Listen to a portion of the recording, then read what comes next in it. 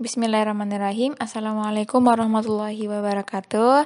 Sahabat Khair, selamat pagi. Hari ini kita akan membahas tematik tema yang kedua di subtema yang kedua di PB2 dan PB3. Hari ini kita akan membahas benda padat, benda cair, operasi hitung perkalian, dan aturan bermain ketika di rumah teman. Silakan disimak baik-baik ya. Kemarin kan kita sudah membahas sifat dan juga wujud benda. Untuk permainan berikut, kalian pasti sudah tahu itu adalah permainan simpai. Sudah tanya bagaimana ya sifat dari permainan simpai, alatnya berbentuk apa, terus permukaannya seperti apa, bisakah kalian menjawabnya? Lalu yang kedua, bagaimana wujudnya? Apakah benda padat, benda cair, atau benda gas? Ustazah yakin kalian bisa menjawab dua pertanyaan yang sudah Ustazah bacakan. Ustazah akan bahas sedikit lagi ya tentang benda padat. Benda padat banyak terdapat di sekitar kita. Benda padat mempunyai bentuk yang tetap. Ukuran benda padat juga tetap. Contoh benda padat adalah simpai. Jika dipindahkan dari meja ke lantai, bentuk dan ukurannya tidak akan berubah. Jika simpai dipindahkan lagi ke lemari, bentuk dan ukuran simpai juga tidak akan berubah. Adapun dipindahkan ke berbagai tempat, bentuk dan ukuran benda padat akan selalu tetap. Jadi ciri-ciri benda padat, bentuknya tetap, ukurannya juga tetap ya. Kalau sudah paham tentang benda padat, insya Allah kalian bisa menjawab untuk memberi centang pada tabel berikut ini. Silakan beri centang pada benda yang kalian yakini kalau itu benda padat, dan juga silakan beri centang kepada benda yang bukan benda padat. Jadi kalian pilih ya mana, apakah benda padat atau bukan benda padat.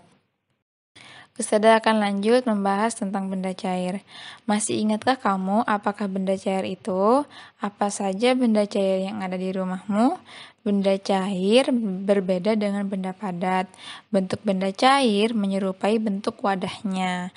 Jika air teh dipindahkan ke kaleng, bentuknya menyerupai kaleng. Walaupun telah dipindahkan, jumlah benda cair akan selalu tetap.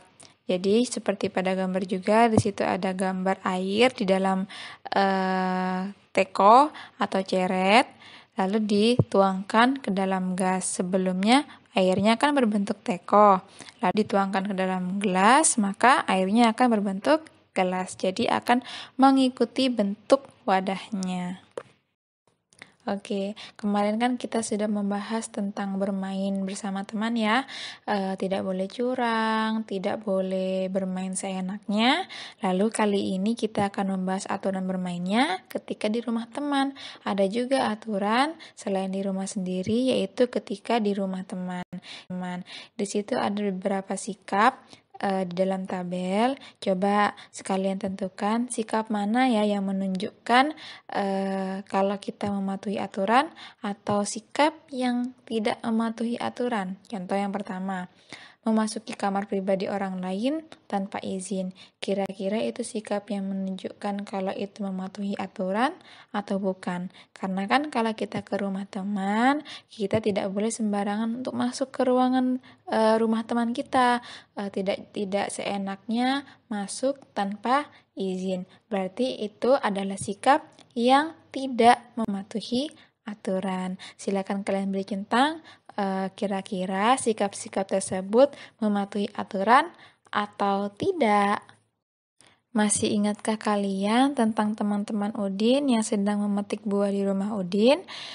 Setelah kita kemarin belajar tentang gerakan alam memetik buah dengan gerakan kepala dan tangan, yang ketiga yaitu menggunakan gerakan kaki. Jadi bisa kalian lihat di situ maksudnya gerakan kaki ketika kita sedang mengambil buah atau sedang memungut buah. Silakan dilihat dan diperhatikan ya. Oke, Ustazah akan membahas operasi hitung bilangan perkalian. Silakan disimak baik-baik ya. Yang pertama yaitu perkalian bilangan dengan angka 2. Bisa kalian lihat di gambar, di situ ada gambar dan bilangan perkaliannya adalah 2 kali 3, ada juga yang 2 kali 4. Supaya kalian memudahkan untuk menghitungnya, perkalian dengan 2, apapun angkanya, contoh 2 kali 3, atau 2 kali 4, 2 kali 5, dan seterusnya, sama artinya menjumlah dengan bilangan itu tuh sendiri. Maksudnya bagaimana? Dilihat, 2 kali 3 sama dengan 3 ditambah 3. Jadi 3 ditambah angka 3 lagi, sama dengan 6. Begitu juga dengan 2 kali 4, sama dengan 4 ditambah 4, sama dengan 8. Begitu seterusnya. Jadi kalian tambahkan bilangan yang dikalikan 2 itu dengan bilangan itu sendiri. Kalau 2 kali 5, berarti 5 ditambah 5. Sampai di sini mudah ya. Lalu yang kedua, perkalian bilangan dengan angka 1. Perhatikan perkalian di bawah ini ya. Kalau 3 kali 1 sama dengan 1 ditambah 1 ditambah 1 sama dengan 3. Begitu juga dengan 4 kali 1 sama dengan 1 ditambah 1 ditambah 1 ditambah 1 sama dengan 4. Jadi, semua bilangan jika dikalikan 1, hasilnya sama dengan bilangan itu sendiri. Jadi, kalau ada angka 100 dikali 1, maka hasilnya adalah tetap 100. Sampai di sini masih mudah ya. Dan yang ketiga, perkalian bilangan dengan angka 0. Perhatikan perkalian di bawah ini. 2 kali 0 sama dengan 0 ditambah 0, sama dengan 0.